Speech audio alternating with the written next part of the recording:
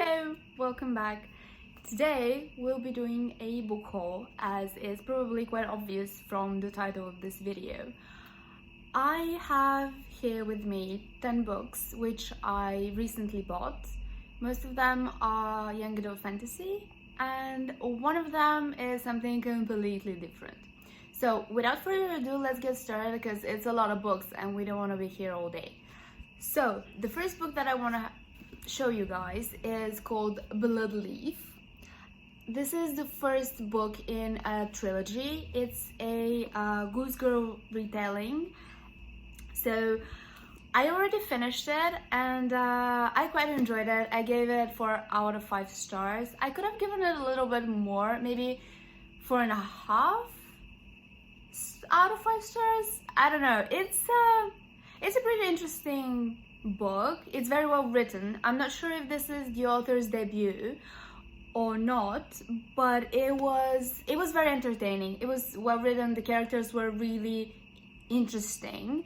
The main girl is a princess who has an arranged marriage. She goes to the neighboring kingdom, and since this is a loose Goose Girl retelling, you probably obviously know that she doesn't get to marry the prince and another girl gets sent to her in her place. So it was very interesting. The magic system is a little bit different than well, that's a stupid thing to say, like every book has a different magic system, but like the magic system here was interesting. It wasn't like the most original one. It wasn't boring either. I think it was okay. So I quite enjoyed this. I already ordered the second book in the series, which has already come out. So if you're looking for a light young adult fantasy, I highly recommend Bloodleaf. Next up we have A Court of Lions, which just came out last month. This is the second book in the Mirage trilogy, and they changed the cover. Hang on a second, I'll show you the original Mirage cover, which is right here. So this is the original cover of the first book, and they decided to change the covers, the style of the covers, for the second book and probably for the final book as well. So Mirage was one of my favorite reads last year, even though it came out in 2018. So I absolutely adored this book. It's very character driven, so I quite understand why a lot of people weren't as ecstatic about it as they were about other books that came out at the same time, because it wasn't full of action. If this is what you're looking for at the moment, Mirage, and probably this one, Court of Lions, the sequel, is not what you're gonna be looking for. These books are inspired by Arab culture, and as such I found them really close to me, and I absolutely adored the first book. It was it's basically a story about this girl who really resembles the princess of this nation, and she gets sent to the palace to act as a body double of the princess, because the princess is very hated by her people. This is a fantasy. Actually, it's a space opera slash fantasy, because it takes place in space. Like the different nations are in different planets, but this is as far as like sci-fi goes in this story. Like it doesn't play a very significant role. We don't have very technical terms, we don't have science and stuff like that. It's more like fantasy set in space, if I have to describe it, which is exactly what I'm doing right now. Anyway, so my point is, I'm super excited about Court of Lions. I really expect that I will love this book as much as I loved Mirage, and I cannot wait to see what happens with the characters here, because the first book had some romance, it has rebellion, it has, well, rebels, and a very cruel king slash a person in charge of the whole system, because we have a system of planets. And the princess, she's cruel, but also she's very human. Like, you see both points, and from what I understand, like, we're gonna have the princess's point of view in this book. I could be wrong because I haven't read it yet, but I can't wait to read it. And if you're looking for a character-driven fantasy slash sci-fi-ish book, again, I really recommend this trilogy. It's vastly underrated, and I think more people should read it. Next up, the third book that I picked up last month was The Witch's Kiss, which is the first book in a trilogy by Catherine and Elizabeth Corr, who are British authors. And so this trilogy has already been... Sorry. So this trilogy has already been completed. So if you're hesitant of starting another series which is yet to be finalized, and you don't want to wait years and years for all the books to come out, this series has already been completed. I haven't read it yet. This is, as I said, the first book, and I know nothing about the story. I think it's gonna be about witches and probably Celtic mythology, but that's about it. I picked this book solely because I absolutely adored this author duo's other book, like the new series they write, which is, the first book came out earlier this year, I think in January. It's called A Throne of Swans, and I highly recommend it. It was a very loose retelling of Swan Lake, and it was brilliant.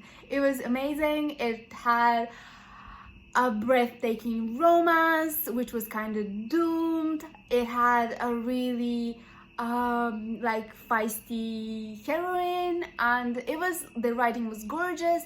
So since I absolutely adored Throne of Swans, it's one of my favorite books of the year so far, and I don't expect that to change.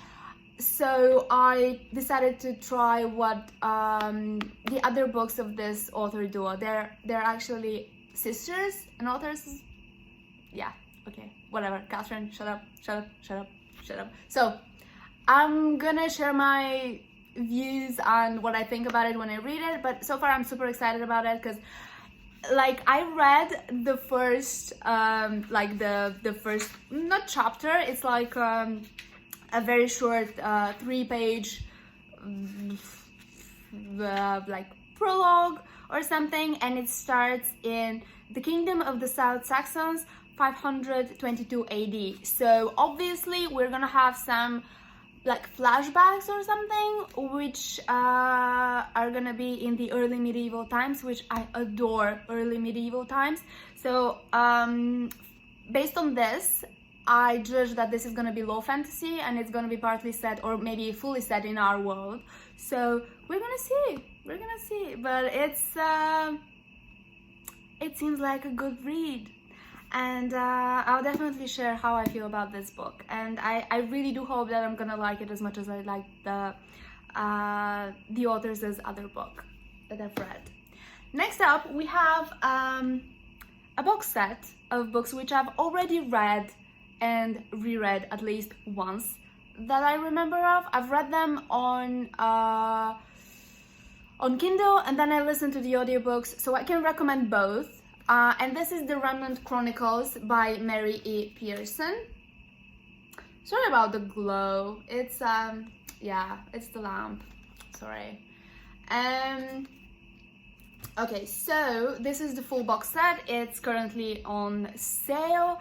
I'm really glad that I didn't pick the books individually but waited for the box set, because it just looks so much prettier. But it's a little bit heavy, so, and I have 0 upper body strength, so I'm just gonna take out the first book to hold up.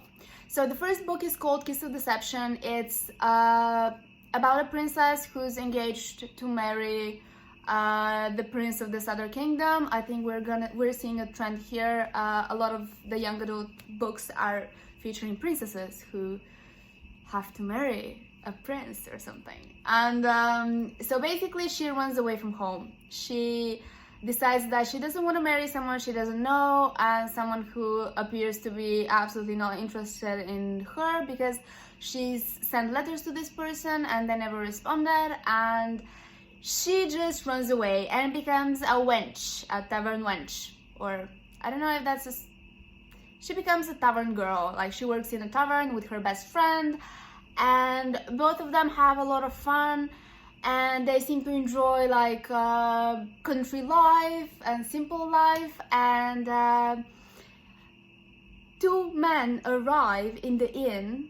One of them is the prince that she was supposed to marry, who's been scorned, and he wants to know why exactly his betrothed left him, because he's feeling a bit angry about it.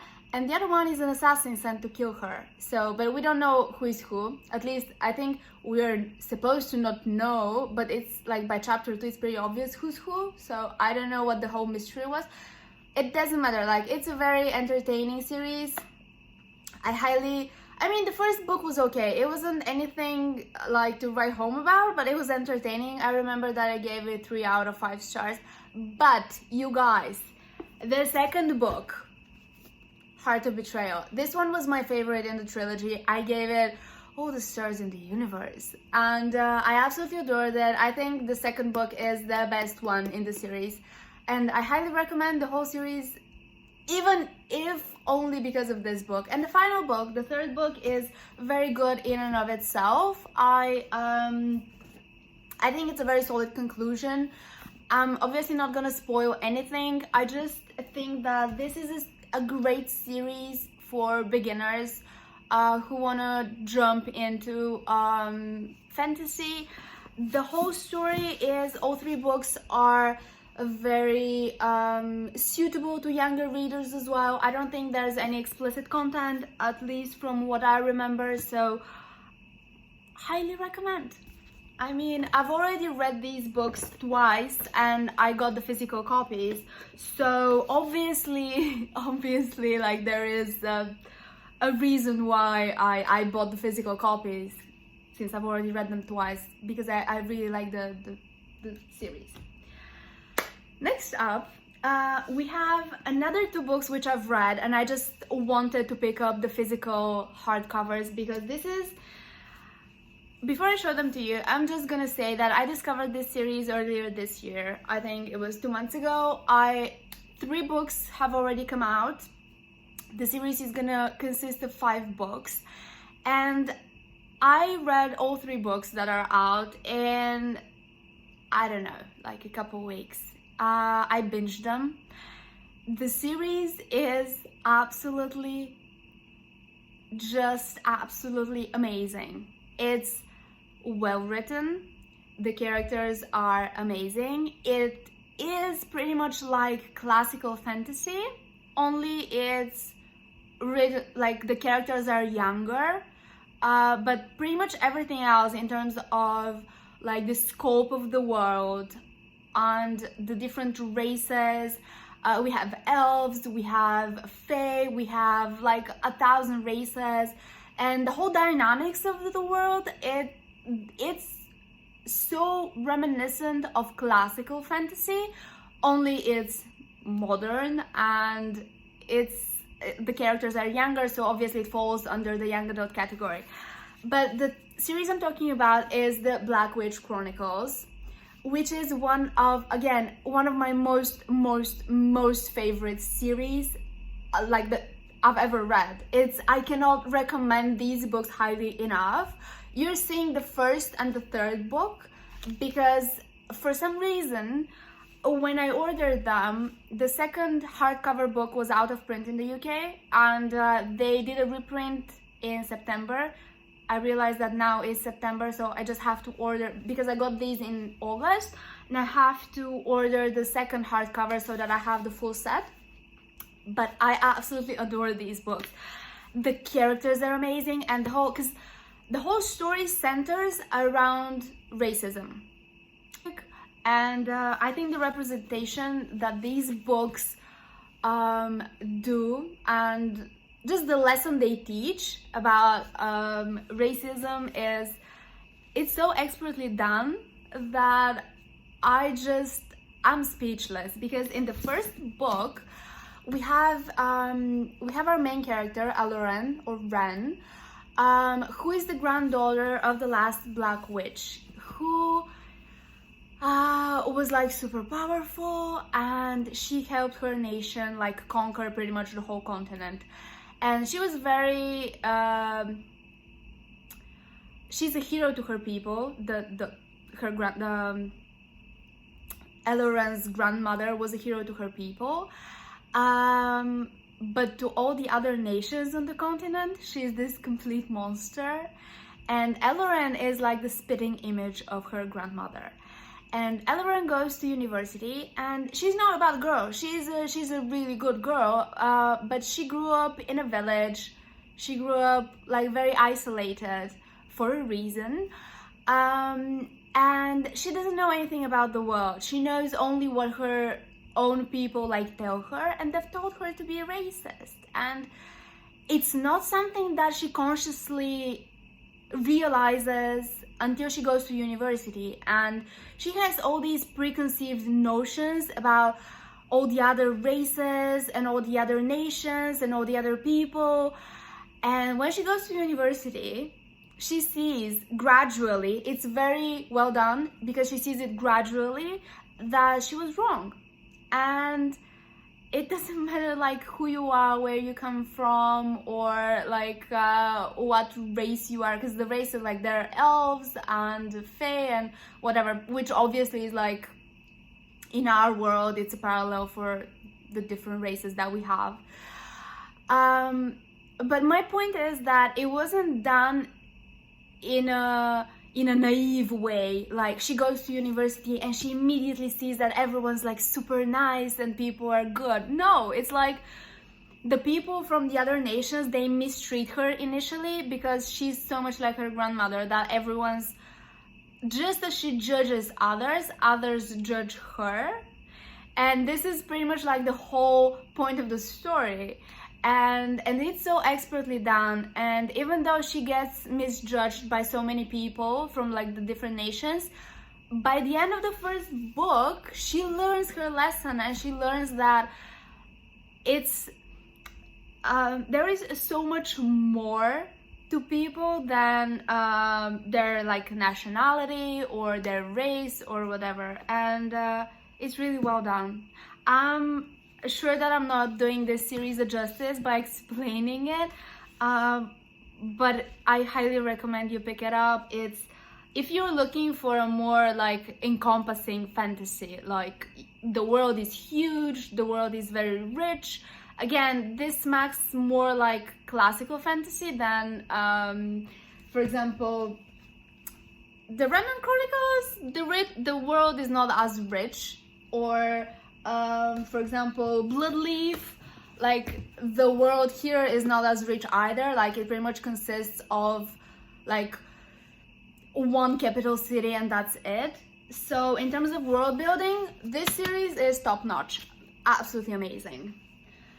Now, and the final book, well, the penultimate book, but the final fantasy book that I have here is The Damned, which is sequel to The Beautiful by René Ardier. I'm sorry if I mispronounced it.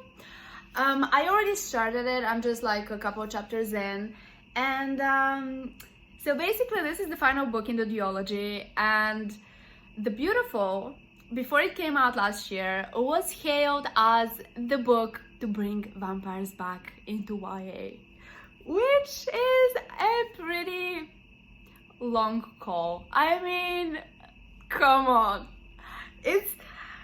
If you're gonna market a book as the book to bring vampires in, you have to be like very certain that this book at least has vampires in it. I don't know, my opinion. So a lot of people were very disappointed with The Beautiful, because I'm not gonna like spoil anything, but it wasn't what they expected, because it is my belief that it wasn't marketed properly. It should have been marketed in a different way, not as the book to bring vampires back into YA. So I've seen like most people being a little disappointed with The Beautiful, and I really liked it because it wasn't what I expected. It was a very refreshing story about this girl who's she's mixed race, but she's white passing, and she grew up in France, and she escapes Paris and goes to New Orleans, where she goes into this convent where like girls go before they like find means to settle or before they get married, and she gets entangled in a series of murders. And that's all I'm gonna say about The Beautiful, because this is how the story starts.